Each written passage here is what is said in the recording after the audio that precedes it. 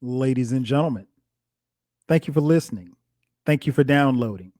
And thank you for subscribing to the latest edition of the 12 Kyle podcast. I'm 12 Kyle. Check this out. On this bonus edition, I want to go back. I want to go back to November 7th, 1991. On that day, first and foremost, that's a day I'll never forget.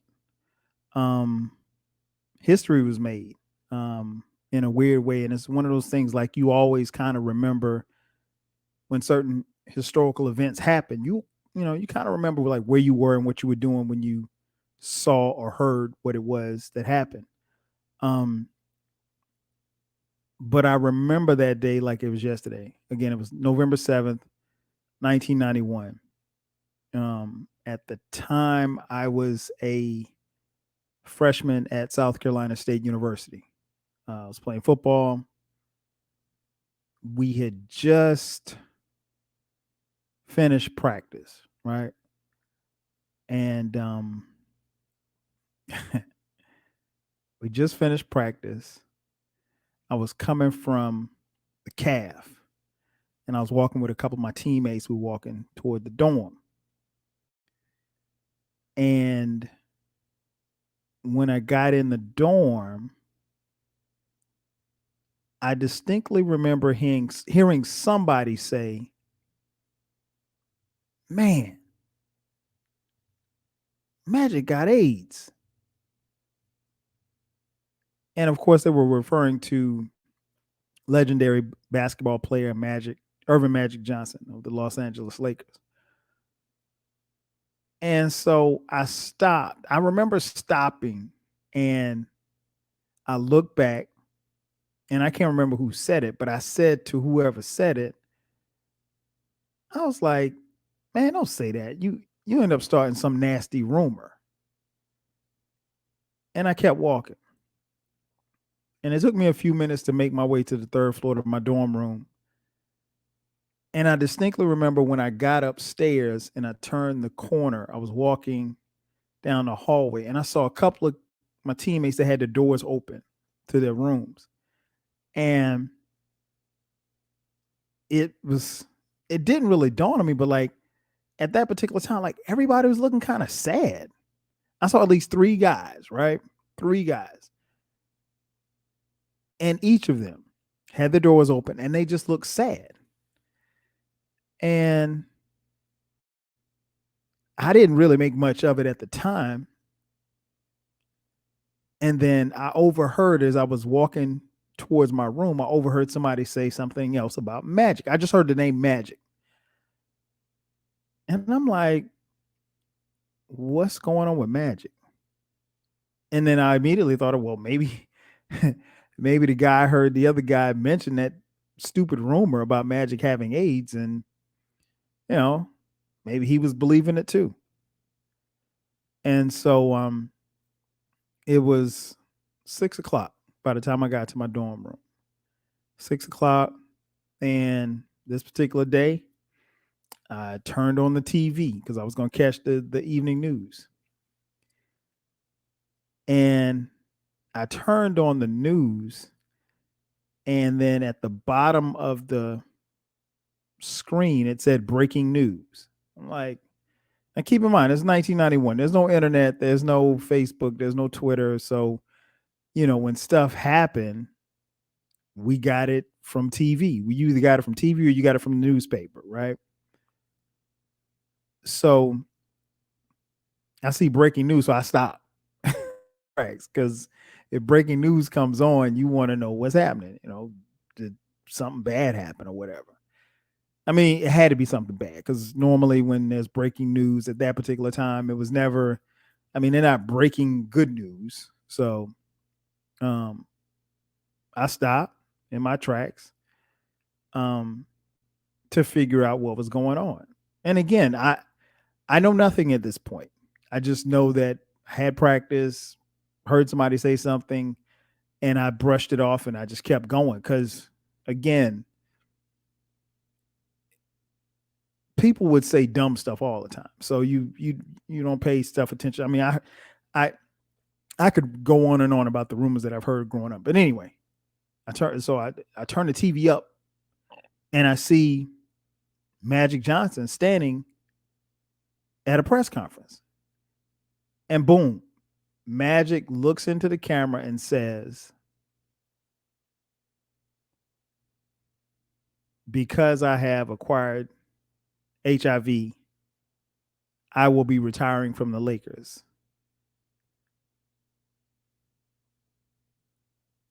Huh? I was floored. Um, I couldn't believe it. I was like, "Are you kidding me? This has to be like some kind of joke." Um, he kept talking, and I couldn't get past the fact that he said, "I have AIDS," and I'm like, "Damn, Magic, AIDS?" Because you have to keep in mind at that particular time in 1991. Again, I'm a freshman in college, right? We didn't know. We knew what AIDS was, but this is how I rationalized it. Magic wasn't gay. How could this be? How could he have AIDS? He's not gay. Um, I'll be the first to admit that at that particular time, I wasn't a huge fan of Magic because I hated the Lakers. I mean, Dr. J was my dude, and then subsequently Michael Jordan. Um, but I respected the fact that Magic was a winner, and I mean, he was L.A. He was the Lakers. And I always gave him his props because he was a winner. But when he was making this announcement, as the shot came down, I'm looking at him and I'm thinking, this is the last time that I will ever see him alive. Because he's gonna die of AIDS. And so I figured that HIV would eventually become AIDS and he'd be dead in 2 years. That's how I rationalized. That's how we all thought. Um, well, it's been 30 years and Magic Johnson probably is as healthy as he's ever been. I mean, I'm not his physician, um but he's still here. But that particular day, man, was crazy because word spread like wildfire. I don't know who else was watching the news. I saw it and I couldn't pull myself away from the TV to go tell somebody. So I waited until the press conference was over and again, this is national TV. This is like CBS. This ain't Sports Center because I ain't have ESPN in my dorm. But yeah, I was just floored. Like I remember walking out of the room and walking back down the hallway, and I remember seeing dudes crying. I mean, like snot crying, like you just lost a family member crying. Big muscle bound dudes, my teammates, hurt because they thought this dude was dead. Like they thought it was over. And I mean, like as the word spread around our campus, um, naturally you think about your own vulnerability. Um, one of the things that Magic said in his press conference that if anybody, if I can get it, anybody can get it. And while he did not get into the specifics as to how he acquired the virus, um, he I want to say the doctor spoke on it, but he constantly talked about practicing safe sex, which I mean, you're in a college campus, you know what I mean? So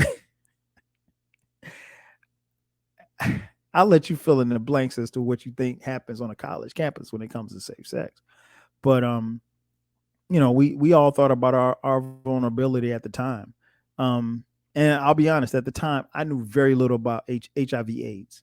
Um, I did know that it was a virus that would eventually turn to AIDS, and you die. And to be honest, most of the people that I can't say that I knew because I didn't know a lot of people that had HIV, but the people that were portrayed on TV and rumors in the hood and stuff like that, it was people that were gay. Or at worst case, you were intravenous drug user, meaning like you would shoot up drugs and use needles, sharing needles with someone else who had HIV or AIDS. Um, that's all I knew. So you just didn't want to catch it, and in 1991, we were very ignorant about how you could get AIDS. I mean, you know that you can get it through sex, but you know, there's a lot of people, and myself included, that thought maybe you could get it from touching somebody. And I had to educate myself. But um, at that particular time in 1991, November 7th, 1991, Magic Johnson was the only person that I knew that had HIV. I didn't know anybody else that had it. I'd heard about people having it, but not anybody. I mean, Magic was the closest person to me that had it, and Magic wasn't close to me. It wasn't like we was boys, but you know, I just knew that day that would be the last time that I saw him, and the next time I'd see him, he'd be frail and sickly looking. You know, I remember seeing the movie Philadelphia with Denzel Washington and Tom Hanks, and I remember how that movie played out, and you just saw the sickness just kind of take over, and those images were what kind of played in our head um that particular day. Like, this last time we're gonna see Irvin Magic Johnson alive or healthy or vibrant or flashing that $1 million smile like he would on the basketball court. um I will say this much: Magic's announcement made me become more knowledgeable about HIV/AIDS. um I'm not going to sit here and tell you I ran to the library and um started doing research, because I didn't, but I wanted to educate myself as much as I could with the resources that we had. Because again, there's no internet, so you got to look in books and stuff like that. And honestly, there wasn't a lot of publications that had stuff readily available for you to research. So you had to kind of do it on your own. Now, subsequently, after his announcement, there was a lot of stuff, a lot of information that came out. Um, and I learned as much as I could.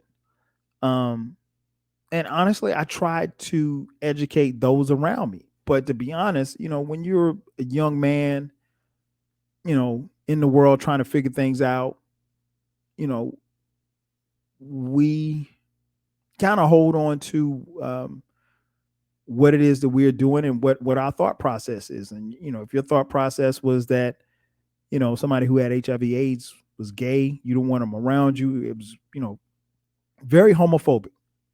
I mentioned on this podcast before about how homophobic we were in the 90s, and how just personally I moved away from that as I grew older and educated myself, but a lot of people didn't, right? Um, but I wasn't raised to be prejudiced toward anybody. I wasn't raised to be homophobic or anything like that. I was raised to be accepting, because I know the struggle that we had as a people, as Black people. I'm Black, for those of you who don't know.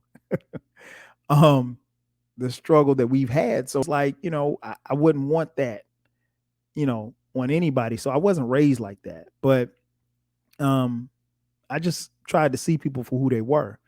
It didn't matter to me who they fell in love with or who they slept with. That's their prerogative and their decision, and I'm okay with that. It's none of my business. And my thing was, we were taught to love regardless. Um, and then over a period of time, I learned that AIDS wasn't something that you could quote unquote catch. Um, Magic's announcement helped me do all of this, and I think for a lot of people, we became more aware and more self-aware about, what HIV/AIDS was and what it was going to be, particularly with, the people that we would come in contact with in life. Because as you move about, throughout this world, the reality was you're going to come in contact with people who had HIV and AIDS. I mean, that's just what it was. Um, so again, I educated myself, and I hoped and prayed that Magic would be okay. Fast forward to, what was it? Um 2007. Fast forward to 2007. I got a chance to meet Magic Johnson. It was on the set of TNT's Inside the NBA. At that time, Magic was working on Inside the NBA with Ernie Johnson, Charles Barkley, and Kenny Smith. There was no Shaq. Shaq obviously was playing. No, Shaq wasn't even playing. Shaq was in college. What am I talking about? So for you young people, Magic was there before Shaq got there, long before Shaq got there. But anyway, Magic transitioned from his playing career, because he did retire that particular day. And if you're familiar with history, Magic came back. He went on to play with the '92 Olympic Dream Team, and then made a run back as a coach, as a player, in 1994, I believe, and then subsequently retired. And he coached the Lakers for a little bit, and he had a late night talk show that lasted like a month and a half. Like a month and a half. It was bad, but I mean, he was trying. He was doing different things. But anyway, 2007, I get a chance to meet Magic on the set of Inside the NBA. My wife was working at TNT at the time, and she hooked something up. I don't even know I can't even tell you how it happened, but we got a chance to visit the set and then kick it in the green room with them, and got a chance to meet the late great Craig Sager. Shout out to Sager, real funny dude, real good dude too. He cussed a lot, but real cool. But yeah, it was cool, man, because like once we got past the set and we went into the green room, it was just me, Sharice, I think two other people, Ernie, Charles, and Magic, and Kenny in the green room. And in the green room they have these TVs and stuff set up so you can watch the game, but you can also watch stuff that's on other programs or what have you like that. But they were in the green room and they stayed back there until it was time for them to go on the air, right? And so, naturally sitting there, you strike up a conversation. So we struck up a conversation. I can't even remember what we talked about. But I found Magic Johnson to be very engaging, just as cool as he was on the basketball court. Very warm, very friendly. And we didn't have a long conversation, but I was just impressed with the conversation and just impressed with who he was. I really enjoyed the conversation.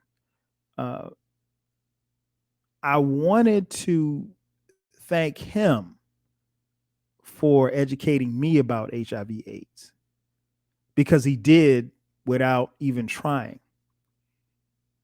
I wanted to thank him for what he did for the HIV/AIDS movement, because it was key. He was the face of it. I wanted to tell him how much I respected him as a player on the Los Angeles Lakers, and no matter how much I hated their squad, those Showtime Lakers were some of the best teams that basketball has ever seen. I wanted to tell him about how I felt that particular day, that I thought, that might be the last time that I would see him. But it wasn't. I didn't want to tell him. I didn't want to be, overbearing or be too deep, but I wanted to tell him how much of a fan that I became of his that day. I don't know if it's because I thought we were going to lose him or what, but I gained a lot of respect for him. And I wanted to tell him, hey, I wasn't a fan before, but you got a fan in me now. I just wanted to tell him thank you for all that you've done, because he did so much. Because he did. And that particular day, November 7th, 1991, Magic Johnson was the only person that I knew that had HIV/AIDS. Fast forward to 2007, I knew people that passed away from HIV/AIDS. Family members, people that I went to school with. And it wasn't just, the person that did this or the person that did that or whatever. It's people that I never met, people, that you'd hear about. This country, this world, we lost millions of people from HIV/AIDS. But Magic helped the movement. He helped, talk about safe sex. He helped in so many ways. And I wanted to thank him for all of that. While there's no cure for HIV, obviously Magic is someone who has lived 30 years now with HIV/AIDS. Well, excuse me, with HIV, because he hasn't contracted AIDS. He's had HIV for 30 years. And I mean, we thought that day he was going to die, but he didn't. I mean, we really thought that was it for him. I wanted to thank him for opening my eyes about the disease, opening my eyes about loving people, opening my eyes about homosexuality, all of that, because all of that became part of my research, part of my development as a young man. And I wanted to thank him for just being an example for millions of people across the world. But I couldn't bring myself to thank him to do all of that. He was getting ready to go back on set because it was about to be halftime. And in parting, the only thing I could say was, hey, Magic, you take care of yourself. And he looked at me and he said, I will definitely do that. And he has. And trust me, we're a whole lot better from it. That's going to do it for me. Ladies and gentlemen, thank you for checking out this bonus edition of the 12 Kyle podcast. I'm your boy, 12 Kyle. We'll catch you guys next time. 5 Gs.